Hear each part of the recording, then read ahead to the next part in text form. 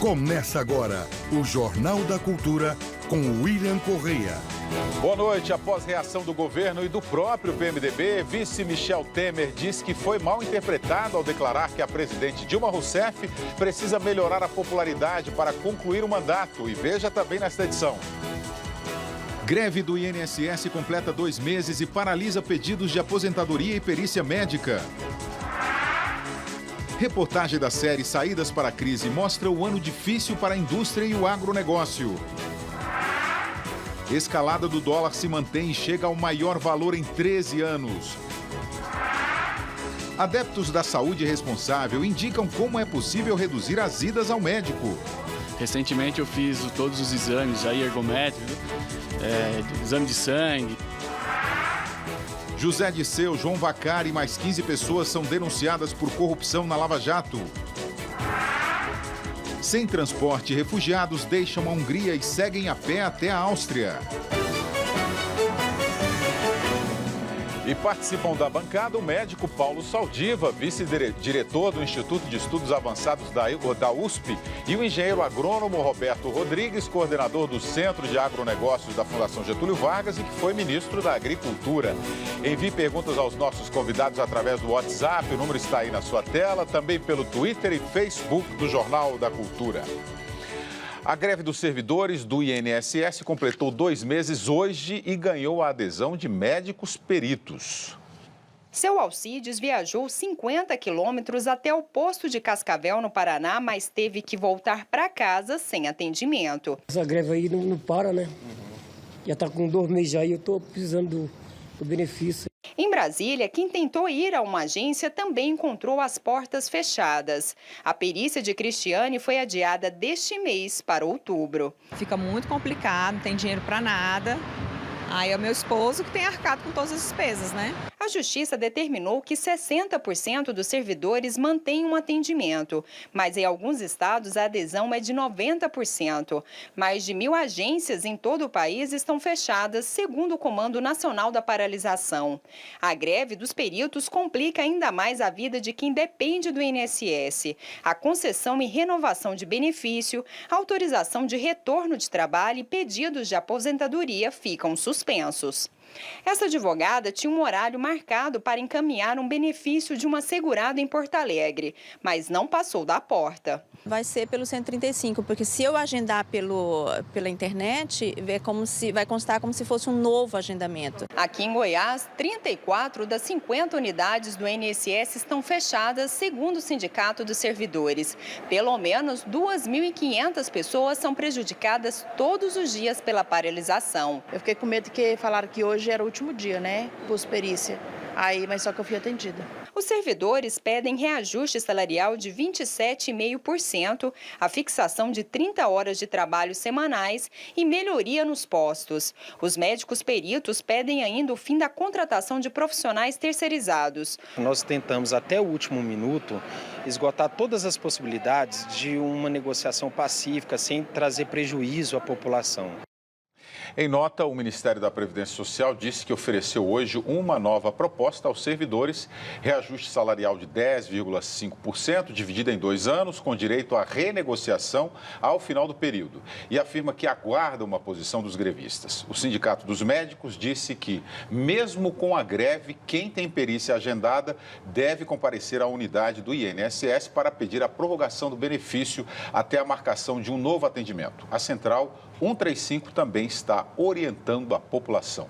Doutor Paulo Saldiva, boa noite. Boa noite a todos os ouvintes. Prazer estar aqui. É cada um preocupado com o seu umbigo, né? E quem sofre mais é quem precisa do serviço. Bom, nós estamos vendo que esse período, de redução de custos, ela vai desfazendo o funcionamento do serviço público, que já em condições basais, né, normais, já não funciona daquele jeito que esperava. O INSS está longe de oferecer um serviço adequado para todas as pessoas que precisam.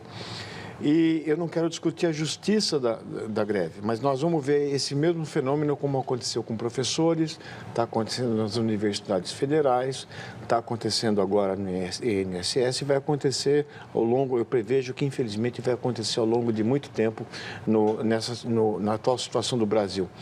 É uma pena que, embora eu reconheça a justiça em algum desses pedidos, que quem está perdendo mesmo é aquele segmento da população que acreditou num sistema previdenciário e que, de repente, na hora que tem que ter, não tem.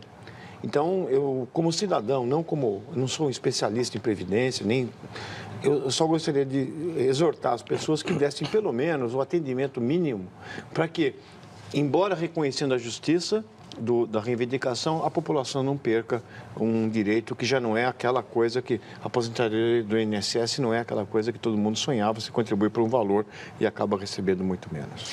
Ministro Roberto Rodrigues, obrigado pela participação, boa noite. Imagina que agradeço pela oportunidade, boa noite. Bom, esse momento que o Brasil passa de crise, esse é um pleito de greve permanente, né? Isso deve aumentar, não é isso? As pessoas sentem que o dinheiro está cada vez mais difícil, né? Mas no início da matéria, o médico fez uma declaração importante. Estamos fazendo o possível para não prejudicar a população.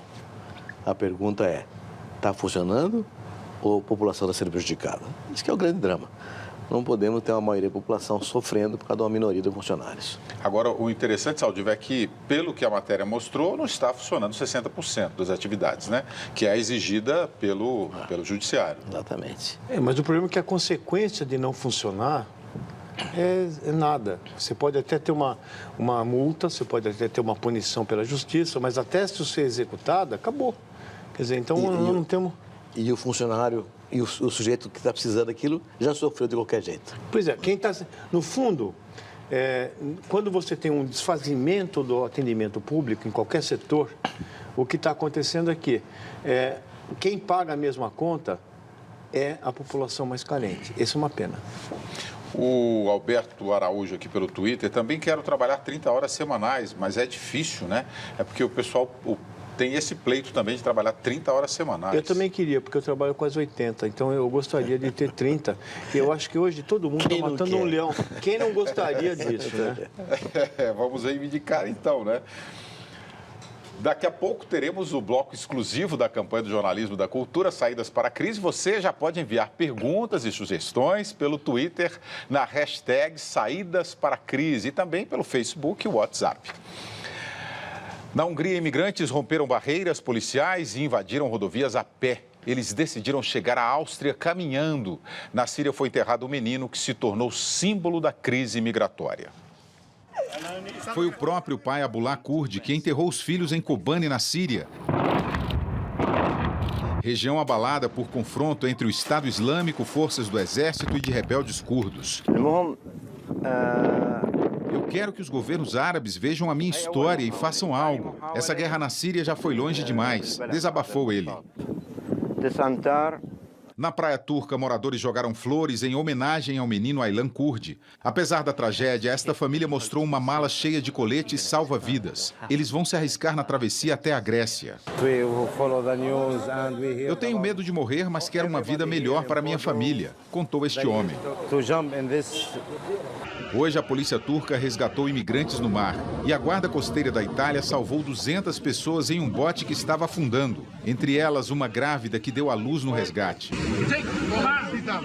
2.000 pessoas chegam diariamente à Grécia. Elas caminham pela Macedônia, Sérvia até a Hungria, onde ficam retidas. Depois de 4 dias esperando para seguir viagem, 1.000 refugiados invadiram as estradas húngaras a pé rumo à Áustria. A União Europeia pediu a distribuição dos imigrantes, mas as nações do leste europeu rejeitaram as cotas de refugiados, estipuladas em até 120.000. A chanceler Angela Merkel disse que apenas 4 ou 5 países não podem carregar sozinhos todo o fardo da crise migratória. O apelo surtiu efeito. A Inglaterra vai abrir a fronteira para os refugiados. A Espanha também vai aceitar imigrantes. Saldiva. Aquela foto do menino, eu acho que machucou o coração do mundo. E isso se a gente puder dar um sentido para aquela morte, pelo menos fez com que Espanha e Inglaterra modificassem, a partir da própria pressão interna política, uma política de restrição à migração. Mas, indo um pouco mais além, a questão da desigualdade no mundo vai ser a grande crise que a Europa vai enfrentar. A Europa está separada da miséria por uma faixa de oceano muito curta e ela vai ser atacada como não foi na antiguidade por hunos, bárbaros e outras coisas desse tipo, vai ser por miseráveis que vão e o que está sendo acelerando essa crise, William, é que diferentemente do que acontecia na antiguidade, você consegue enxergar através de um notebook, através de um celular, a diferença entre a vida que você tem e a vida que os outros têm. E isso não era possível, né? No tempo das colônias, um indivíduo que vivia em miséria em Bombaim, ele não sabia o que era viver na City Londrina. Hoje você sabe. E você não pode negar às pessoas o direito a uma vida mais digna. E isso vai acontecer seja por pressões religiosas, no caso do Estado Islâmico, e todas as previsões indicam que vai ser por fome e falta de água no próximo futuro. Ou seja, as piores previsões que a gente está tendo do ponto de vista de pressão migratória estão se materializando. E às custas do quê? De tragédias e sofrimento pessoal de muitas pessoas. Dos mais pobres, sempre. Dos mais pobres, sempre. Veja a seguir: indústria e agronegócios são temas da série Saídas para a Crise. E ainda, ministro da Fazenda ganha apoio de empresários para permanecer no cargo.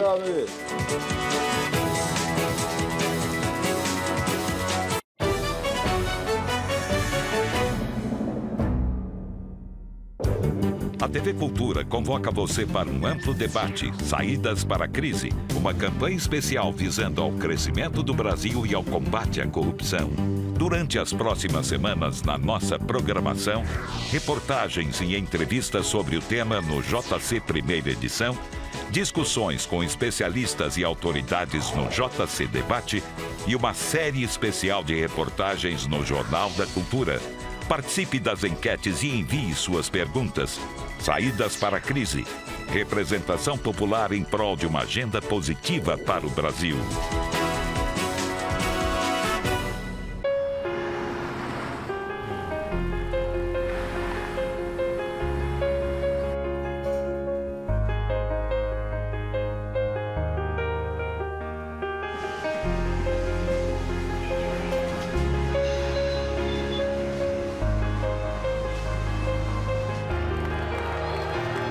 Respeito é Bra. Leve o espírito olímpico para a sua vida. Bradesco, tudo de Bra para você. Pronto, os comprimidos do creme, o xarope e o preço. A senhora vai pagar como? Ô, vozinha, a senhora não tá vendo que isso aí tá o olho da cara? Ele é meio laranja, né? Olho! Ó, dá uma olhadinha aqui, ó. Se a senhora entrar no ultrafarma.com.br, a senhora consegue comprar com até 90% de desconto e ainda recebe em casa, vó. Então, vovó, vai levar ou não? Não. Esse é irmão desse, seus olhudos. Fuja de quem cobra o olho da cara. Ultrafarma, porque economizar também faz bem para a saúde. Não há nada mais lucrativo do que investir em imóveis. Você já ouviu essa frase, não é? Temos a tendência de pensar que propriedades são uma aposta única. Então, como a crise do mercado de hipotecas atingiu a economia da maior potência do mundo? Propriedades são realmente tão seguras como casas? Ou talvez deixamos nosso caso de amor com propriedades ficar completamente fora de proporção. Seguro como Casas é mais um episódio da série premiada A Ascensão do Dinheiro. O Cultura Mundo é nesse domingo, 11 da noite. Até lá.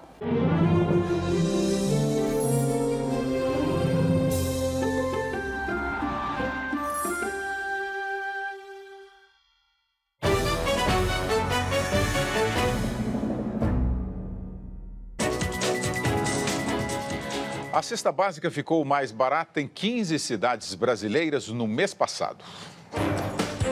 Aracaju registrou o menor preço, R$ 283,02. Logo atrás vem Natal e Salvador. Já Porto Alegre teve a cesta básica mais cara, quase R$ 400, superando São Paulo e Florianópolis.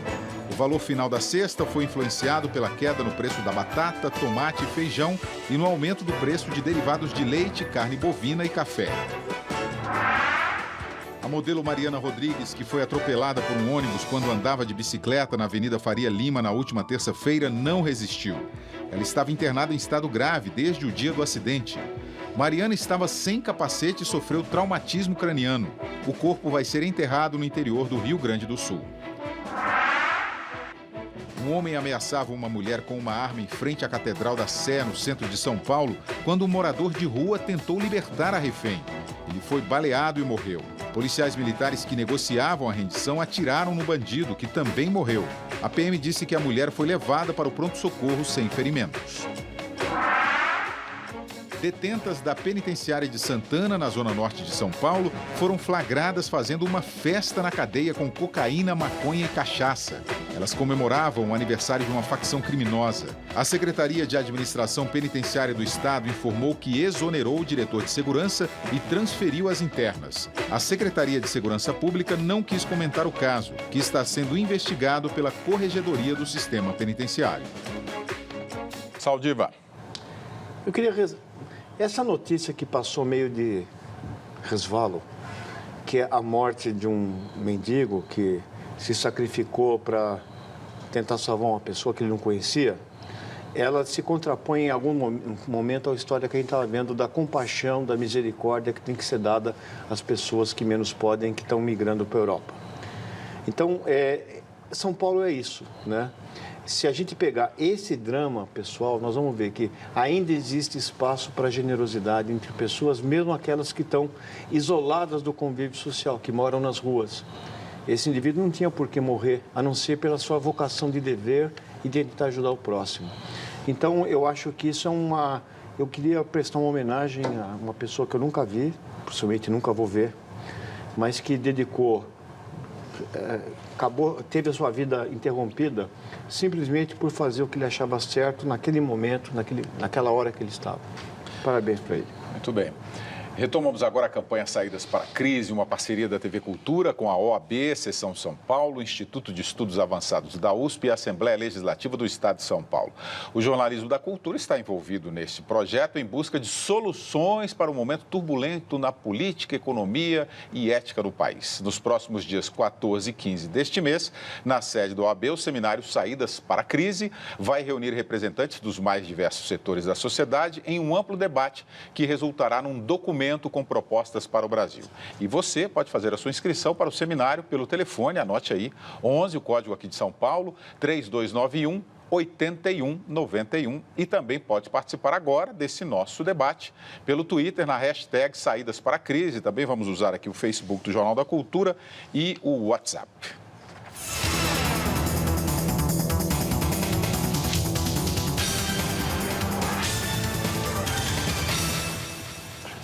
O agronegócio e a indústria respondem por quase metade do PIB brasileiro. Os dois setores são tema da quinta reportagem da série Saídas para a Crise. O agronegócio é um dos pilares da economia. Responde por mais de 20% do PIB, o Produto Interno Bruto. Entre janeiro e julho, a participação do setor na balança comercial representou 46% do total de exportações. Mesmo com números tão bons, o setor não ficou imune à crise. No segundo trimestre, registrou retração de 2,7%. A alta do dólar, a desvalorização das commodities, a situação no mercado chinês, principal parceiro comercial do Brasil, e a redução na oferta de crédito rural puxaram a queda. Da maior feira de agronegócios da América Latina, a Expo Inter, que termina neste domingo, a previsão é de que as vendas de máquinas e equipamentos agrícolas caiam 20%. Apesar do mau tempo, a expectativa para o terceiro e quarto trimestres é de um crescimento no PIB do agronegócio de 2% a 2,5%. A principal explicação é o aumento na produção de arroz e soja. Isso demonstra que mesmo com a queda de 2,7% do PIB do setor agropecuário no segundo trimestre, né, durante um ano o setor agropecuário ainda está conseguindo, é o único setor que está conseguindo segurar e contribuir para que o PIB brasileiro não caia mais do que já caiu. Situação difícil vive a produção industrial. Em julho, caiu 8,9% em relação ao mesmo mês do ano passado. É o pior resultado desde 2009, segundo o IBGE. No ramo de máquinas e equipamentos industriais, a queda é de 16% no primeiro semestre, em relação ao mesmo período de 2014. 33 mil postos de trabalho foram fechados e os empresários estão deixando de investir. O Brasil não está investindo. O setor de máquinas é o setor da indústria que faz indústria. E a máquina, para quem compra, é investimento. O empresário só vai comprar uma máquina quando ele está vendo luz no fundo do túnel. Quando ele vê que esta máquina vai dar para ele um retorno maior do que o retorno que ele vai ter no sistema financeiro. Nas micro e pequenas indústrias de São Paulo, o índice de demissões dobrou em apenas um mês. 29% dos empresários não conseguem pagar impostos e ainda têm o peso dos custos fixos, principalmente a energia elétrica. Hoje todos os nossos parâmetros são de queda. Faturamento em queda, lucro em queda, tudo em queda, inclusive afetando muito fortemente o emprego. 75 mil micro e pequenas indústrias podem fechar nos próximos 3 meses. Atravessar esses momentos de crise sem perder o rumo é um desafio. Esta indústria existe há 105 anos. O segredo da longevidade, inovação. Aqui são fabricados equipamentos que geram ganhos de produtividade para os clientes, como esta máquina que imprime tampas de embalagens plásticas. Feita com tecnologia 100% nacional, não tem concorrentes no mercado externo, nem mesmo entre os chineses. O que eu sinto que a indústria precisa hoje para competir com produtos importados é preço. E como é que você cria um preço legal? Tendo ganhos de produtividade. Além de garantir mais espaço no mercado interno, o Brasil também precisa criar mecanismos para se tornar mais competitivo para exportar. A gente ainda tem sistemas e, vamos dizer assim, critérios que são do regime militar. Então, o Brasil não é um país aberto para exportar, é difícil exportar. Eu convidaria qualquer presidente para tentar fazer exportação de uma máquina para o Peru, para ver como é complicado. Fazer com que tenha um sistema tributário justo, um sistema tributário que melhore o ambiente de negócio, é crucial para fazer com que o Brasil realmente aponte para uma linha de crescimento constante e que não se transforme como naquele dito voo de galinha, que a gente cresce, para de novo, cresce, para de novo. Ministro, o senhor que é um especialista no agronegócio, o Brasil está nessa situação do voo de galinha, como o entrevistado disse aí? O agronegócio não é? E tem uma razão para isso. Até eu gostei muito da matéria que falou alguns números do agronegócio. Quero agregar alguns números, William. Ali disse que o PIB do agronegócio corresponde a 23% do PIB nacional, mas gera 30% dos empregos do país também. É um setor que não desemprega hoje, é o agronegócio. E uma característica relevante, a matéria fala que a participação do agronegócio das exportações desse ano foi de 43%, no valor das exportações. Só que o saldo comercial do agronegócio, até agora, foi de 75 bilhões de dólares. E o saldo comercial do Brasil foi de 1,5 bilhão de dólares, porque os demais setores são deficitários. Então, embora a participação seja de menos 50%, o saldo comercial só é positivo, que o agronegócio é positivo.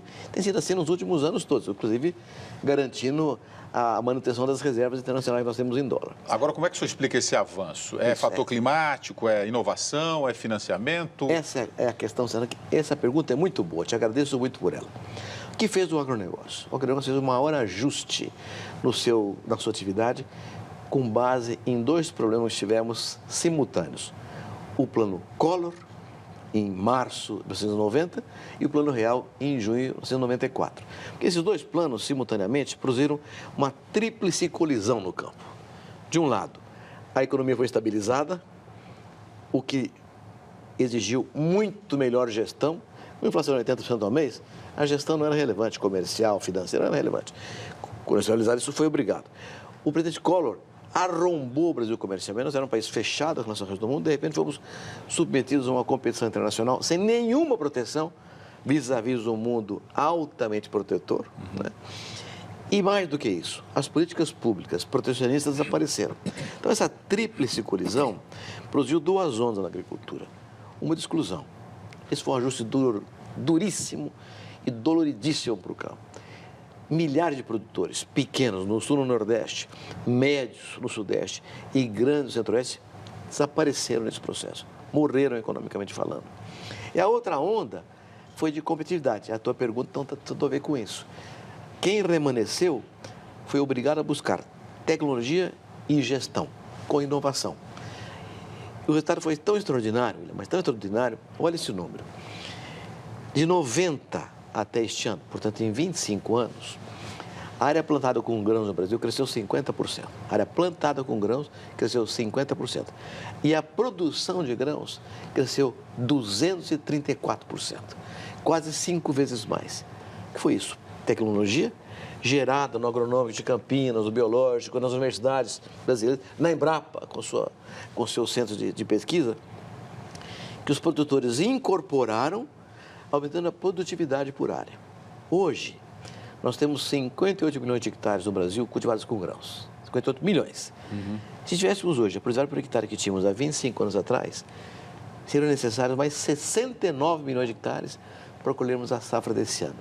Em outras palavras, nós preservamos 69 milhões de hectares, sem nenhuma soberba ambientalista ou romântica. Não, nós preservamos. Quero ver qual foi o país que fez isso.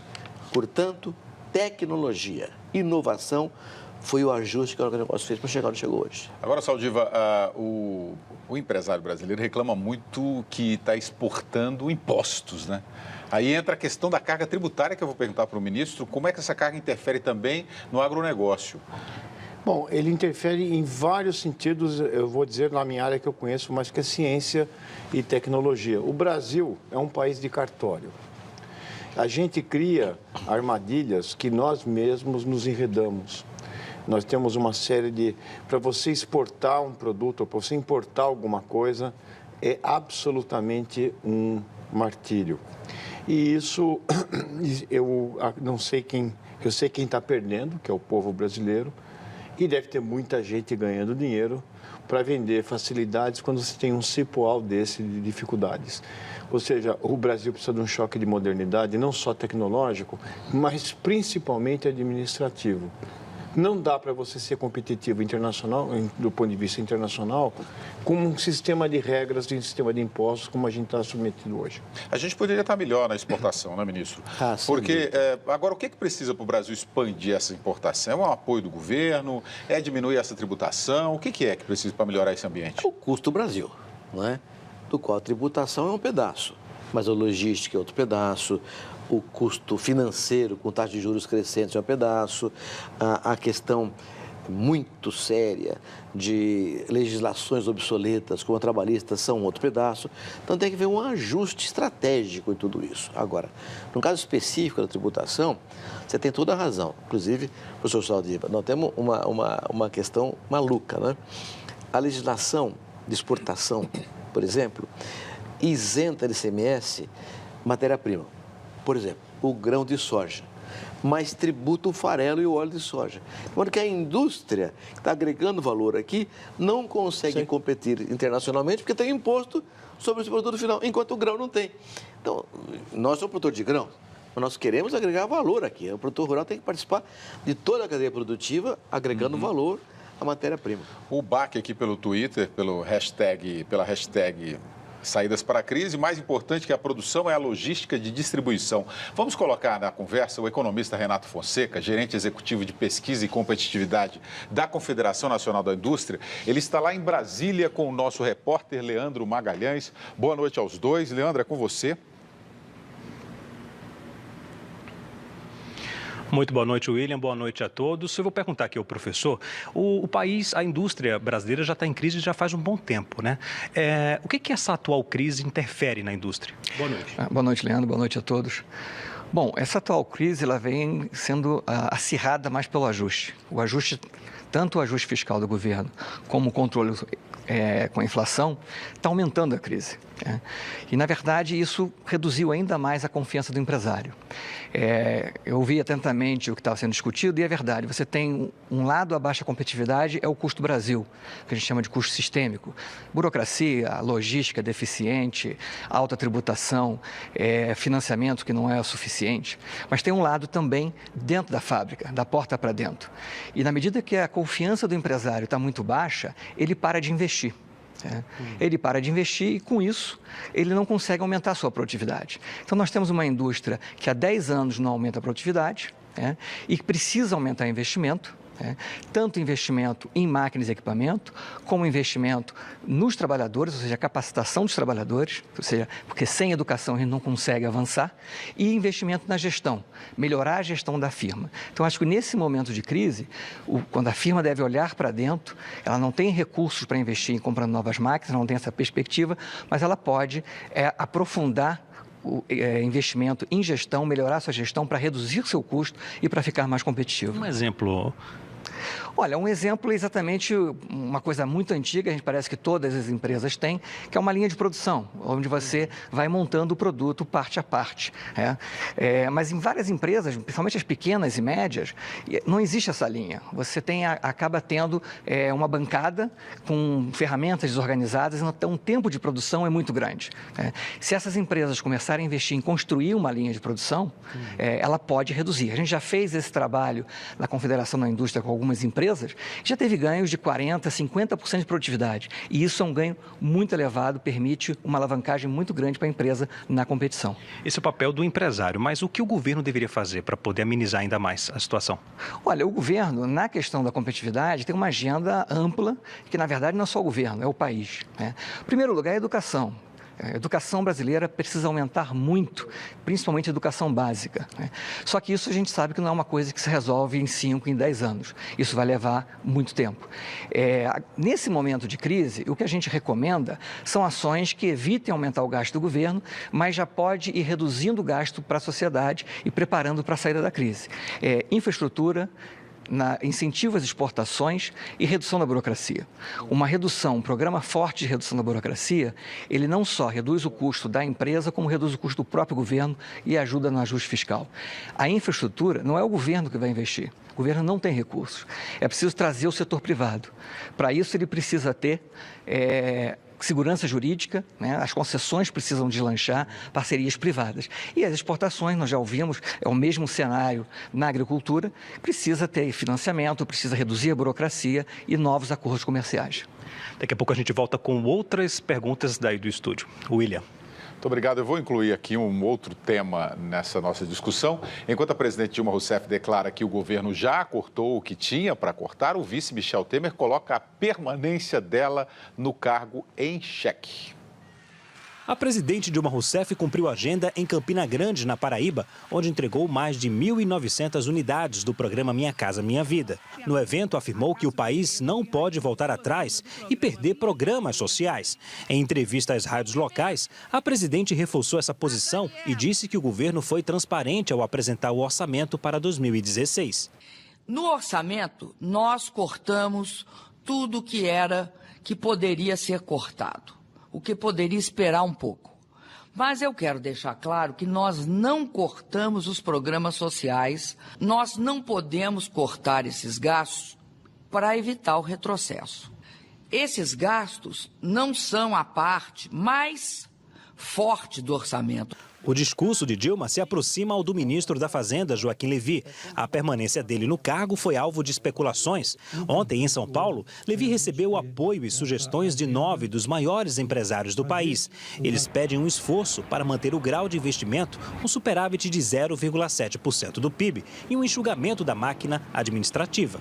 Também em São Paulo, o vice-presidente Michel Temer disse que é difícil Dilma Rousseff continuar no cargo com a popularidade baixa. Hoje, realmente, o índice é muito baixo. Ninguém vai resistir 3 anos e meio com esse índice baixo. Mas, muitas vezes, se a economia começar a melhorar, se a classe política colaborar, o índice acaba voltando a um patamar razoável. Integrantes do governo demonstraram surpresa com Michel Temer porque não esperavam declarações tão claras de distanciamento do governo. A presidente Dilma Rousseff também não gostou. Mesmo dentro do PMDB, partido de Michel Temer, o tom adotado pelo vice-presidente causou mal-estar. Ministro, essa insegurança, esse ambiente que foi criado aí com crise política, econômica, piora mais ainda as questões do país. O país trava mais ainda os negócios, ninguém quer investir e tal. O senhor acha que, vamos aproveitar esse ensejo aí do vice-presidente, o senhor acha que tem ambiente para a presidente terminar o mandato dela? Bom, eu não entendo nada de política, meu negócio é agricultura e olha um pouco aí a coisa que eu entendo um pouquinho, né? Mas o senhor já esteve presente na Constituinte, o senhor é um homem já bem experiente nessa área política, quilometragem eu tenho conhecimento de política não. Mas na Constituinte, já que você lembrou desse assunto, o que aconteceu?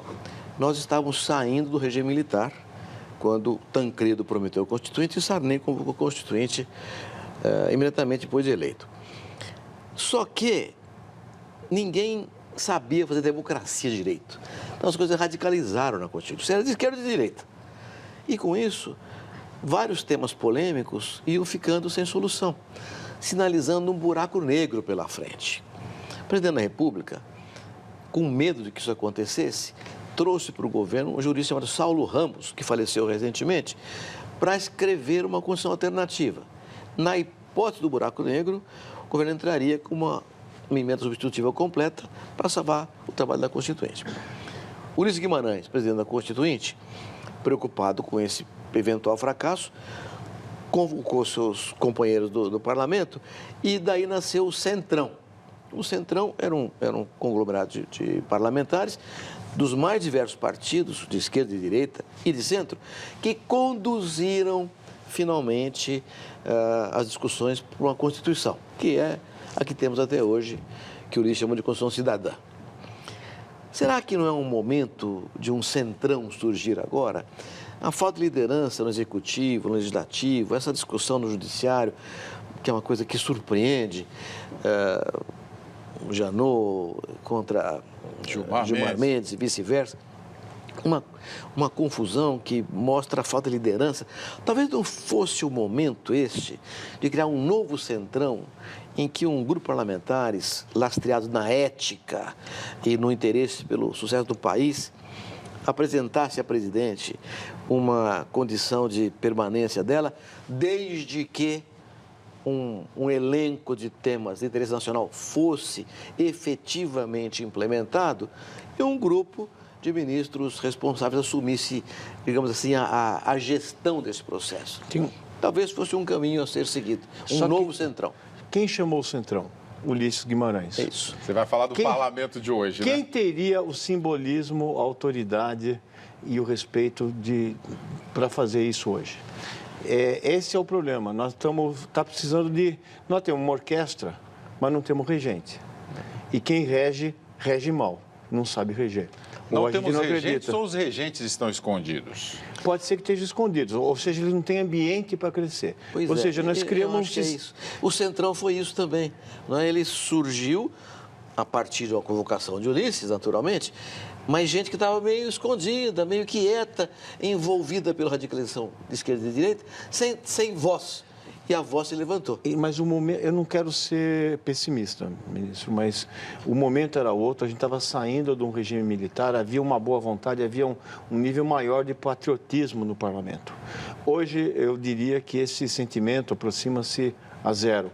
Nós temos agendas pessoais, agendas partidárias e um sentimento de divisão no país que a gente não tinha. Havia uma unidade muito maior do que nós temos. Mas olha, pode ter certeza, tem no parlamento uma elite que está silente, está amordaçada, preocupada com as coisas, porque não é o discurso que se faz.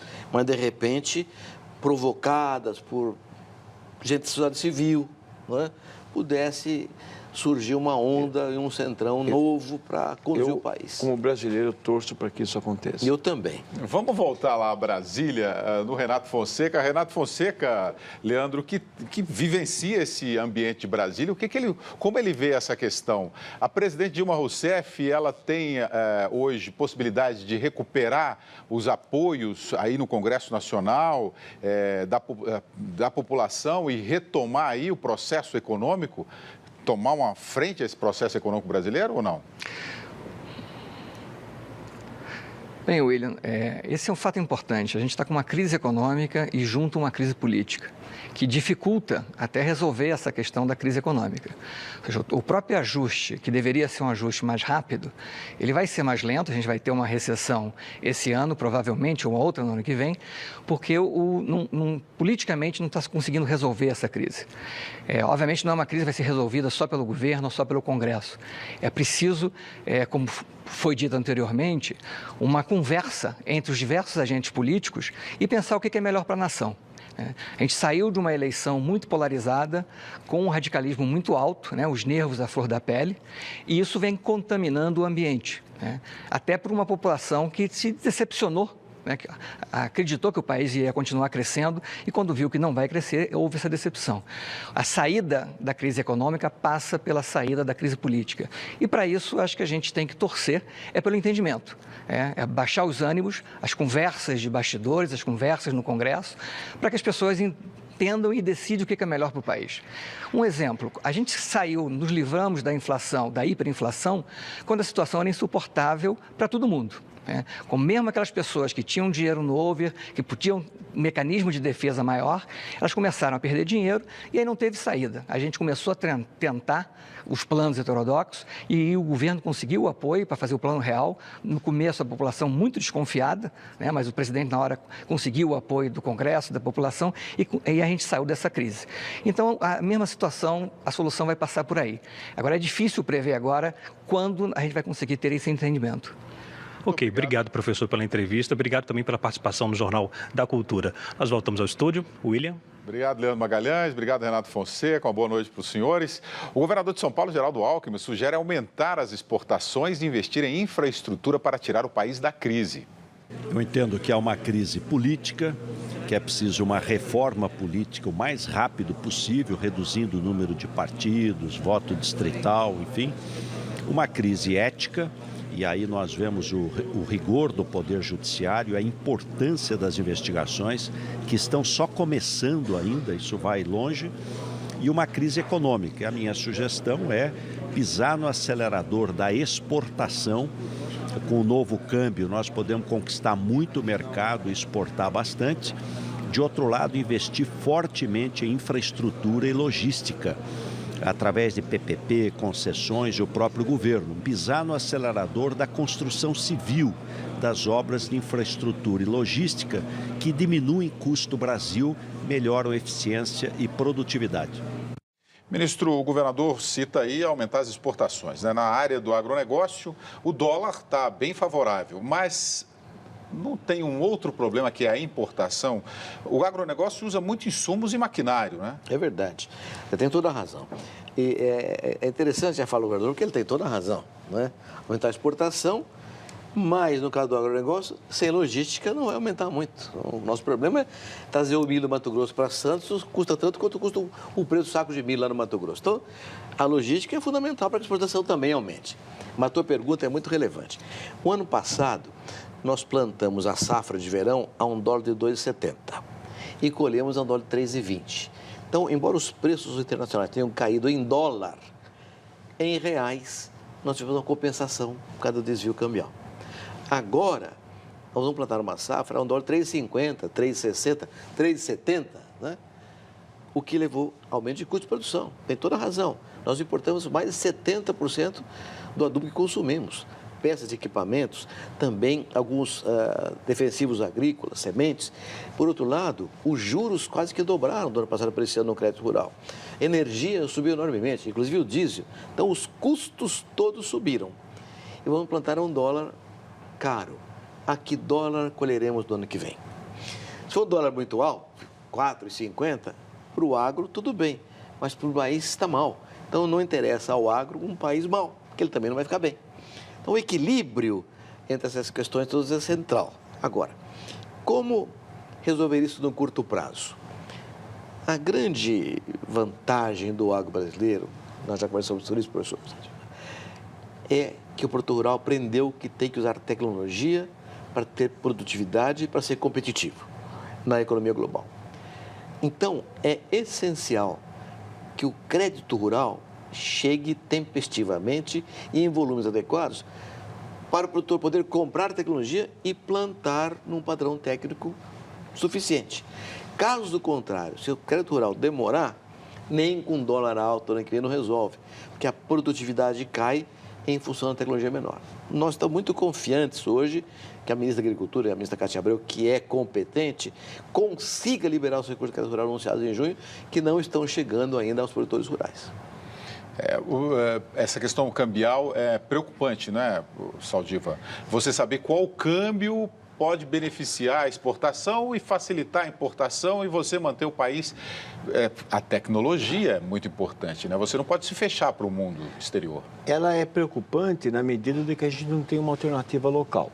Por exemplo, é inconcebível que um país que seja um grande produtor agrícola dependa de insumos, de defensivos, a gente não construir uma infraestrutura para que aconteça isso.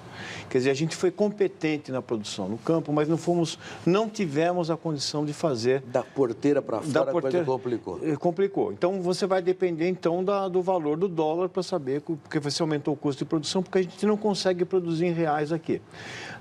Mal comparando, é o remédio.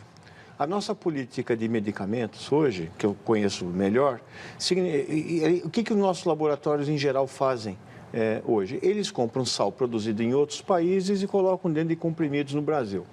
Ou seja, a população também está pagando, não é só insumo, remédio está aumentando, tudo está aumentando porque a gente não conseguiu concluir, ter alternativas para isso. No remédio a gente pode até entender, porque nós não somos um grande produtor de patentes de farmacêuticas, mas no caso do agronegócio, a gente está importando adubo, está importando defensivos, ele é um pouco... digamos, significa que a gente não tem o ciclo completo.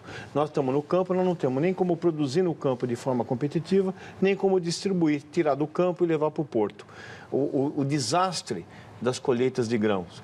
O que aconteceu ano passado no Porto de Santos é de envergonhar um agronegócio, ou seja, a gente produz com muita eficiência num lugar, mas não consegue ter a mesma eficiência em toda a cadeia produtiva, ou seja, existem gargalos que o sistema não consegue ultrapassar. E a tua pergunta é importante, William, outra vez, por causa da questão da inflação.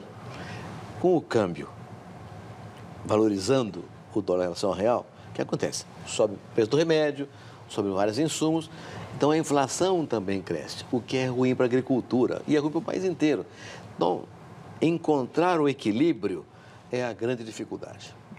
O Mauro Vieira Sena aqui, pelo Twitter, estamos carentes de líderes atualmente, nem oposição temos, acho que é referência ao que o senhor disse aí no início da sua explanação sobre criar um ambiente como aquele lá da Constituinte. Os nossos líderes envelheceram, sabe? A gente não houve uma renovação de líderes. Tem pessoa que grudou na cadeira dos partidos e passou super bonder e não quer sair. Eu acho que, então, nós vamos ter nós estamos, que nem a Itália, a Itália tinha uns primeiros-ministros com muita idade, não há renovação. Então, o que houve é que teve cacique. Nós voltamos ao índice tribal político, onde cada partido tem seu dono. E isso não é bom para a democracia. É aquela batida da velha reforma política que não fazem, né? Porque, lógico, quem está dentro não quer sair, né? O Marcos Dantas aqui, o último registro aqui nessa campanha Saídas para a Crise, o Marco Dantas, de Currais Novos, Rio Grande do Norte, falando que tem uma satisfação grata de participar desse debate aqui, para a gente apontando saídas para a crise. A campanha Saídas para a Crise prossegue amanhã no Jornal da Cultura, edição de sábado. Você vai ver a 6ª reportagem da série com o tema Comércio e Serviços. E inscreva-se para o seminário Saídas para a Crise nos dias 14 e 15 deste mês, pelo telefone 11, código aqui de São Paulo, 3291-8191.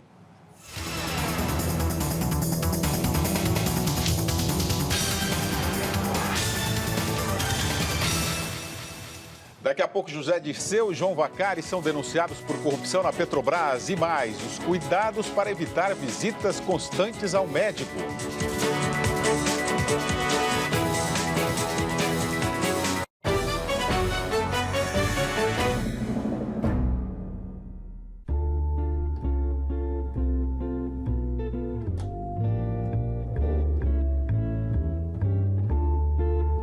Este é Don Draper, o melhor diretor criativo de Nova York.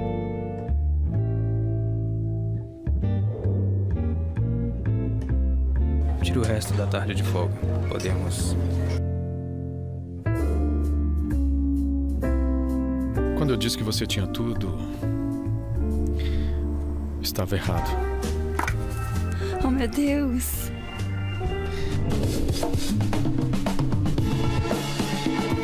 Nós daremos ao povo o que ele quer.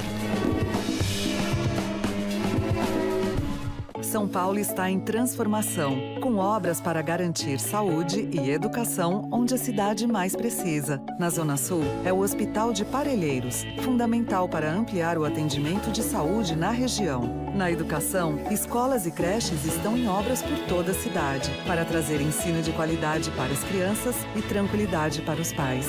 Assim, transformamos São Paulo numa cidade mais moderna e mais humana. Prefeitura de São Paulo, fazendo o que precisa ser feito. Quando o regime é monarquia, a moda é anarquista. Quando tudo é extravagante, a moda é minimalista. Quando o foco é trabalho, a moda é lazer. Quando o mundo está em guerra, a moda é paz. A moda sempre buscou vários caminhos. Coleção Folha Moda de A a Z. Todo domingo um livro com os estilistas que revolucionaram a moda. Na compra do primeiro, grátis um glossário de tecidos. Colecione.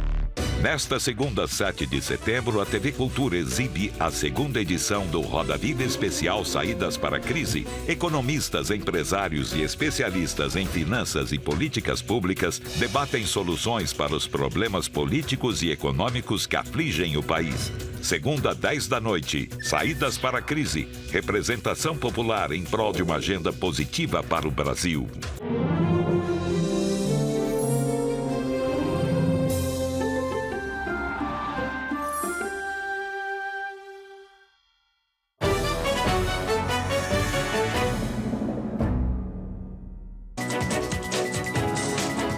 Diz um velho ditado que quem tem saúde tem tudo, inclusive economiza dinheiro. Mas para ter saúde é preciso cuidar dela com responsabilidade, já que a mensalidade dos planos, que não é barata, e aumenta com o passar dos anos.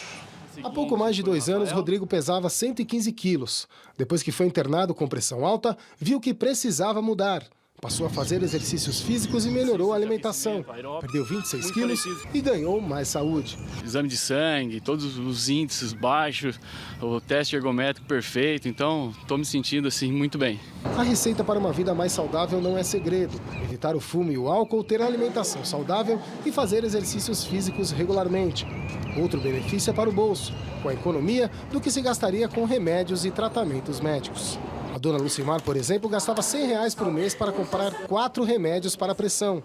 Com a mudança de hábitos, passou a tomar só um medicamento e gasta apenas R$20. Com essa economia, eu consigo proporcionar às crianças um momento melhor de lazer, levando-os ao cinema, a gente pode passear no shopping, eu ajudo as despesas da semana. O Instituto de Estudos de Saúde Suplementar estima que em 2030 quase 60% dos clientes de planos serão idosos. Preocupadas, algumas operadoras de saúde estão concentrando esforços para promover o envelhecimento saudável de seus clientes, diminuindo os fatores de risco para doenças graves que causam o aumento dos gastos. Nesta operadora, 20% dos clientes participam de programas de promoção da saúde e prevenção de doenças. Prevenção é bom negócio para as pessoas, para os associados, para as empresas que vão ter um menor absenteísmo, uma maior produtividade, e para as operadoras de saúde que vão ter os seus custos assistenciais mais controlados. Depois que Dona Hilda começou a frequentar um programa de prevenção de doenças, a vida mudou. A dor era bem tensa, tanto que eu não podia nem virar o pescoço, né? Agora, depois do tratamento, com as psicólogas e o pessoal da fisioterapia, teve uma boa amenizada. Saúde é tudo, né? Se não tiver saúde, você não levanta da cama de manhã, né? Sem saúde, você não faz nada. Saldiva, prevenção também traz economia para os cofres públicos, né? Não só para o cofre público, como também para o cofre das seguradoras, como também para a própria pessoa. Mas tem uma economia que é muito maior e que não está contabilizada, que é qualidade de vida e bem-estar. Eu conversando com o prefeito de Londrina, ele que lançou aquelas academias ao ar livre, que tem aqueles aparelhos fixos e tal. Ele comprou os primeiros. Sabe quem pagou os demais? A sociedade médica local. Porque ele percebeu que aonde tinha aquela academia, as seguradoras gastavam muito menos dinheiro. Mas a discussão que eu queria colocar, lógico que dinheiro, eu não sou ingênuo, eu não sou um romântico desconectado da realidade. Então, você tem que valorar as coisas. Mas tem um capital pessoal que tem que ser muito bem colocado.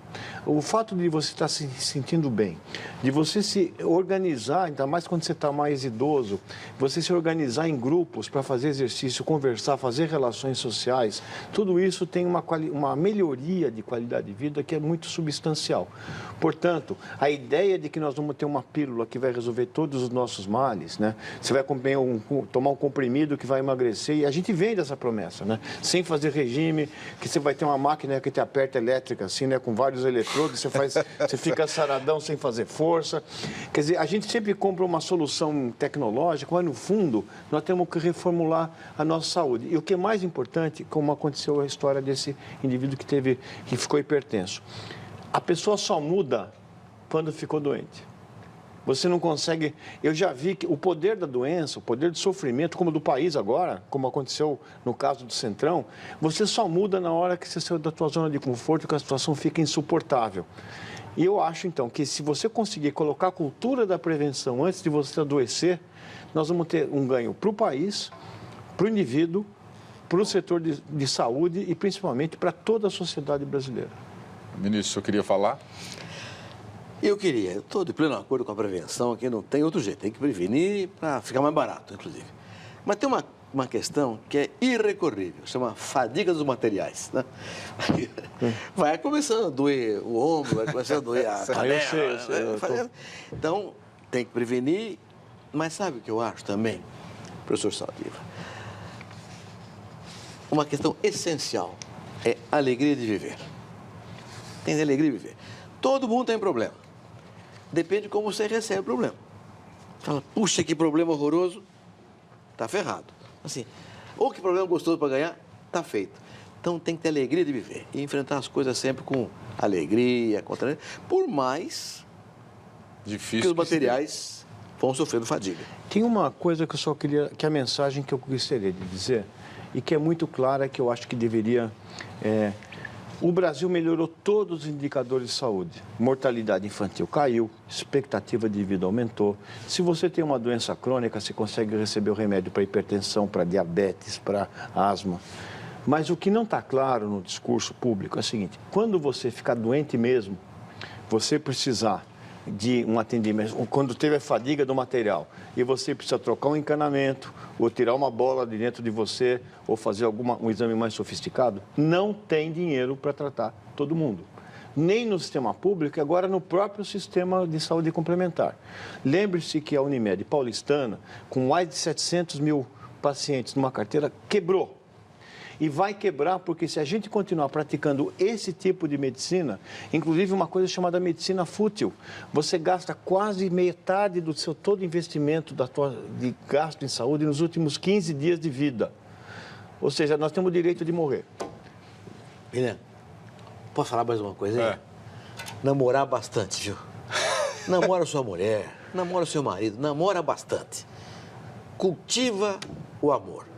Cultiva os amigos. É isso aí. Não há mais saúde do que amor e amizade. Esse santo remédio. A seguir, trânsito carregado nas estradas com o início de mais um feriado prolongado.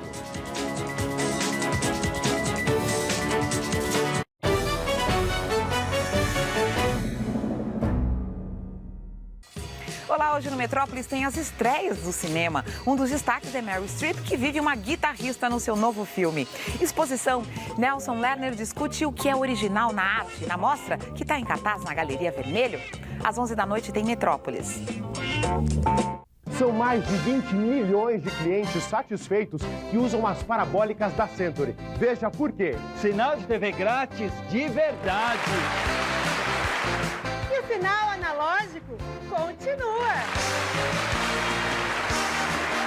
Mais de 30 canais analógicos ou mais de 50 canais digitais.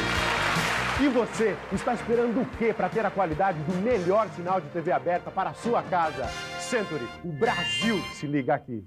crise econômica fechou 200... Os números da economia assustam, trabalhadores... O país já não vive mais a plena fase do emprego. É do bolso do cidadão que a crise mais se manifesta. O Brasil atravessa um momento preocupante, mas as crises costumam transformar desafios em oportunidades. Por isso, a TV Cultura convoca você para um amplo debate, saídas para a crise. Nas próximas semanas, o jornalismo da cultura abre espaço para troca de ideias. Acompanhe o JC Primeira Edição, o JC Debate e o Jornal da Cultura. Participe das enquetes e dê suas sugestões. E em setembro, seminário Saídas para a Crise na sede da OAB em São Paulo. Inscrições pelo telefone 3291-8191. Saídas para a Crise. Representação popular em prol de uma agenda positiva para o Brasil.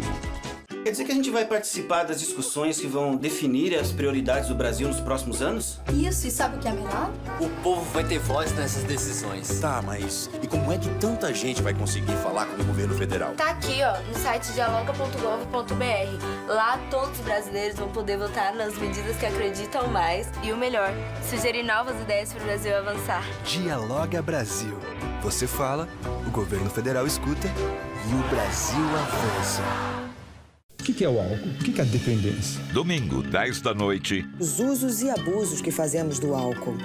Essa droga legalizada. Quanto mais sabe sobre o álcool, os efeitos negativos do álcool, mais uso. No Café Filosófico.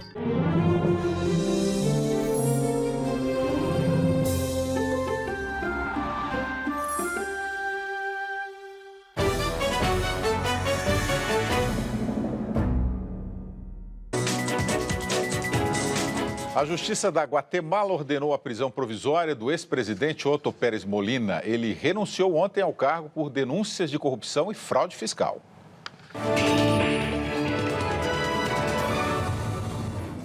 Otto Pérez deverá ficar preso enquanto a polícia investiga o envolvimento dele numa milionária rede que fraudava imposto de renda na alfândega. Além de Otto, a ex-vice-presidente Roxane Baldetti também está presa. O país terá eleições presidenciais no próximo domingo.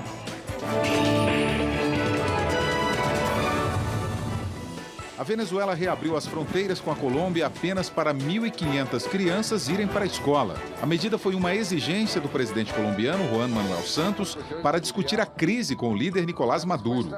Há 3 semanas, as fronteiras foram fechadas em resposta ao ataque de contrabandistas contra 2 soldados da Venezuela.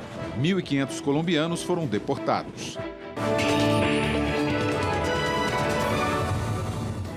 O Japão testou com sucesso um robô teleguiado para realizar a limpeza dos reatores de Fukushima, no nordeste do país. Em 2011, a usina foi atingida por um tsunami que provocou um desastre nuclear. 52 mil pessoas foram obrigadas a abandonar suas casas na região. O robô vai permitir a retirada do combustível nuclear dos tanques. Bom, nosso tempo chegou ao fim. Ministro, obrigado. Roberto Rodrigues, obrigado pela presença aqui no Jornal da Cultura. Uma ótima noite. Eu que agradeço. Muito obrigado pela sua paciência e o nosso telespectador também. Imagina. Doutor Paulo Saldiva, boa noite. Muito obrigado. Muito obrigado. Um ótimo fim de semana para os dois. E a gente termina com imagens da saída para o feriado prolongado da independência pelo país. Em vários estados do Sudeste chove agora à noite, o que exige maior atenção dos motoristas. Não perca amanhã o Jornal da Cultura, edição de sábado, e acompanhe também o nosso site, cmais.com.br/jornalismo. Uma ótima noite para você e um ótimo fim de semana.